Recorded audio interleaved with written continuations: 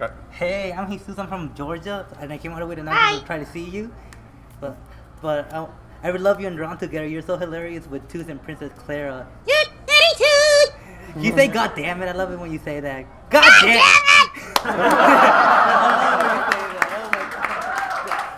I love you in that show. You're so hilarious. Every episode, Drawn Together is all about you. You make the show. You and Cree Summers. Oh my God. Okay. Thank you. I have a question about Drawn Together. Like, that's a different show that you're not used to. Like, it's more adult related. Were you comfortable doing it? Or? Well, I could tell you that being that I spend most of my days doing kids shows, it was pretty fun to get in a studio and swear. And I remember I first played Black Chick's Tongue over the phone for my mom, and she started to cry, and I'm like, "Mom, are you okay?" She's like, "It's so beautiful." I'm like, "Are you listening to the words?" But I mean, because I do so much kid stuff, that was really fun for me. Okay, cool. I miss that show. Thank you. Yeah, I love it. Thank you so much for the show. Have a good day. Thank you. All right, next. Come on up. Howdy, hey, I'm a brony and I love it. Love your show. Hi, brony. Well, my name's really Tyler. I'm from Maryville, Tennessee. And my first thing, when I actually saw that you were coming to this, my one question was, what was your thought about being Twilight Sparkle and My Little Pony? Well, you know, when I first heard about the show, Lauren actually came to my house, and she showed me all the original drawings from her Equestria and Canterlot and all the ponies, and it was such beautiful artwork. You know, I worked together with her on Powerpuff Girls and Foster's Home, and she asked if I would help her pitch this pilot. And we'd both had My Little Pony toys as kids, but when I saw her art, I was just completely blown away. And I'm in my little home studio right now. You can kind of see my mic stand.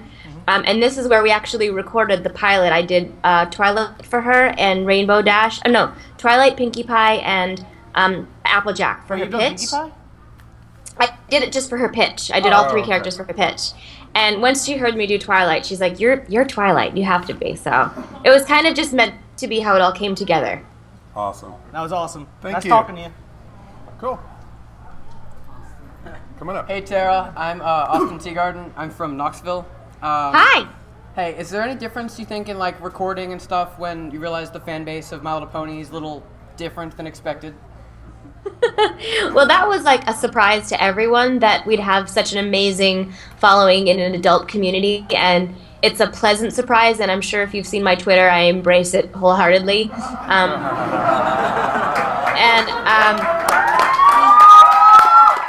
Thank you, because I really, really love it so much, and I think it's just extraordinary. It doesn't really change my performance in the show, because I think that's what drew everybody to it, was the genuineness of the characters and the acting. But I did make the guy from Mad TV throw in some little brony shout-outs, and I don't know if you've seen, like, what was it called? It was like a war horse thing. So, and the cake just said, "How did you do that?" And I'm like, you have to say hi bronies on the cake. So when it comes to other things, I have people sort of change what they originally do. But I don't think anybody can touch what the brony community has done. Like I said, I've done all these amazing roles, and I recorded Twilight Licious, and I recorded Harley Licious, and Ben 10 Licious, and Raven Licious, and Twilight Licious is the only one that went viral. So bronies are best fans. Thank you.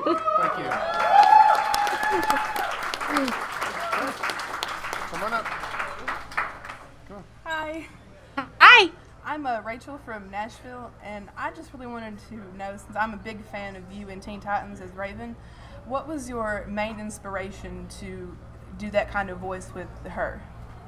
Well, when I first came into audition, the character said she was really dark, and I thought she's kind of like Batgirl, and she's kind of like Kylie from Ghostbusters, but then there was this other element where she's like the son of Satan, the daughter of Satan. So,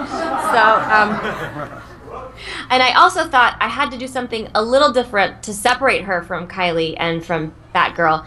And I didn't really know what that was when I was in the audition, and I just recorded it in my own voice, and I left the room. And then I said to the director, Andrea Romano, "Can I try one more thing?" It literally just came to me as I was leaving the room to put that little roll underneath and kind of say everything like that. And that's what booked the part. It's sometimes those last-minute instinct ideas that you get that you kind of have to go with. All right, thank you. And it was fun doing it yesterday with the full cast again. It was fun being all together again. I can't wait for that. Thank you. Thank you. All right. Hey, I know you. Come on in. pop in a little bit closer. There you are. She can see you. Hi, I'm Twilight. She has Twilight Sparkle hair. Yes, ma'am, and I got smarty pants. I like it. Hi, my real name is Celia, and I'm from Sevierville. Hi. Very nervous. I'm sorry. Okay. Don't be nervous. I can't smell you over Skype. And I am so grateful. Hooray. Okay. Miss Strong, I'm an amateur voice actress, and there's one thing that kind of, I know that it's kind of a staple of women doing little boy voices, but how in the world do you get a little boy voice to not sound constipated? Because the little boy voice that I can do, all he does is sound just that. Maybe take it out of your nose a little bit, because that's why it's getting that constipated sound. It's like a little bit too nasally. Like when you think of a boy, think a little bit deeper in here. Like deeper in the throat, like down like this maybe? Yeah. Yeah, you Yeah. The placement? Yeah, you sound good. Yeah. I have your See, voice. you just did a different. You just did 2 different boy voices. See? And by the way, there's room for the kind of stuffy nose boy voice too. Because I mean, I can't tell you how many different 10-year-old boys I've done. Wait, that came out so.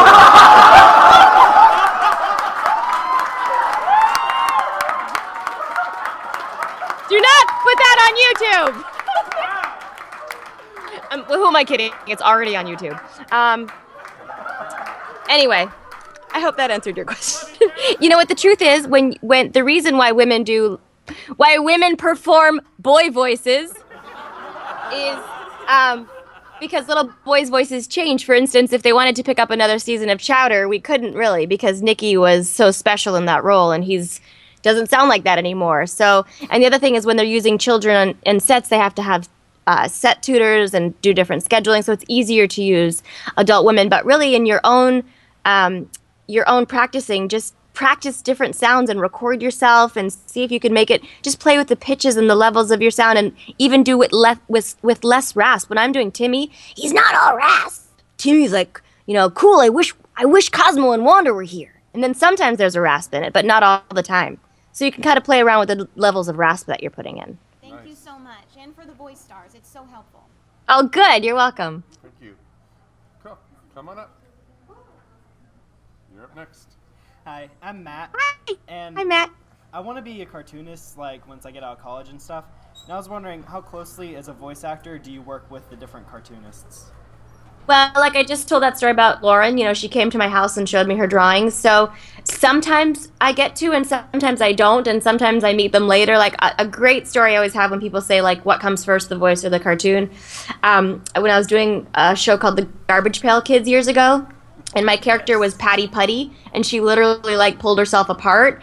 And I met one of the animators later at a party. He said, it's so fun to animate your voice because you gave us so much to do. So, for example, the line just said, in that case, would you please explain what's going on? And I went, in that case, would you please explain what's going on? And they made her, like, and her tongue go, like, crazy. So we sort of work together without knowing it. And then sometimes we do get to meet each other, but not always. Okay. It just sort of depends on the show. Very cool. Thank you. Good luck. Hey. Hello. Got him. Hi, I'm Chrysalis, Queen of the Changelings. Nice. Actually, I'm Emily. I'm from East Tennessee, here in Knoxville, and I was wondering what inspired you personally to become a voice actress. There's only 2 people in the industry that I know of that wanted to do voiceover, and that's Dee Baker and Tom Kenny. I just knew I wanted to be an actress when I was like 5 years old, and I wanted to sing and dance, and Hello Kitty was my first job. Hello Kitty's Fairy Tale Theater is proud to present The Wizard of Oz. That was my very first job when I was 13, and I didn't know that it was a career. It was just another audition for me. But it was so much fun, and you get to be so creative and play all these roles that you wouldn't necessarily play in real life. So it sort of like happened. Cool. All right, thank you. Thank you. Come on up. We got another brony here. Hello, Brony. Come on up. You can see him. There you go. See? I'm Gabriel, and Hi, Gabriel. I'm all the way from like Nashville, so a while away. But I gotta ask, why do you like brony so much? Like, other people are kind of iffy on it, like they don't know what to think about them, but you just jumped right in and started Wait, liking them. God, I can't even verbalize my love for the bronies. I just love them so much. They're just such a wonderful, warm, embracing community that is proud to stand up for what they like regardless of what other people think. And it's all about, you know, caring for each other and love, and I really live my life that way. I think love is the most powerful force in the universe, and there's no reason to be a hater at all. That I don't understand that at all. So being how nicely the bronies have embraced me, I embrace them right back, and look at all the great things we do together. I mean, we've raised, I think, $17,000 at this point for my friend's daughter that has a brain tumor. They would not be able to afford treatment right now without the bronies. So That's awesome. how could I not love the bronies?